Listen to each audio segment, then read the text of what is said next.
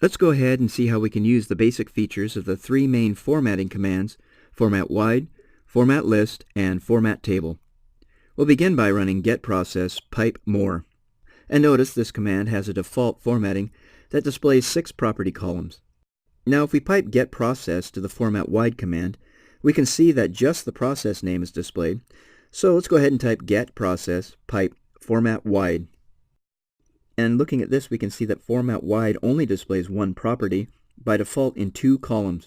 Now if we want to display 5 columns, we can add the column parameter by typing get process pipe format wide column 5.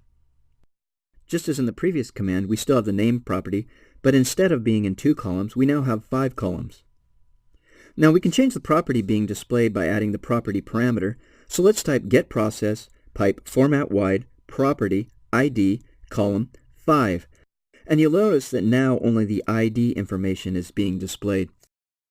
Now let's do something that's slightly different. Let's remove the column parameter and add the auto size parameter.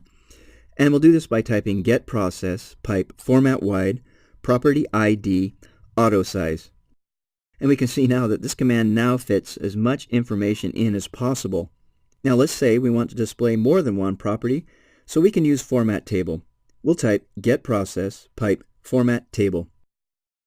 Now looking here, we have 6 properties, which is the default display we started with, but now we have more options. Now the next thing we can do is we can change the properties being displayed and auto size. So we'll type get process pipe format table property ID name auto size. Hopefully from this you can see that format table gives us a bit more flexibility than we had when we used format wide.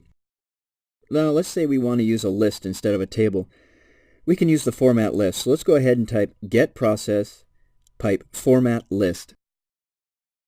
Now with format list we can also specify the properties we want displayed. Let's type get process format list property ID name. So let's put all of this together and display a table that shows the most recent 50 entries from the security event log. And we want to display only the time written and the event ID for each entry. Also, let's say we don't want to allow additional spaces between these columns. And to do this, we're going to type a very long command. We're going to type get event log, log name, security, newest 50, pipe, format table, property, event ID, time written. So the takeaway from this demonstration is pretty simple.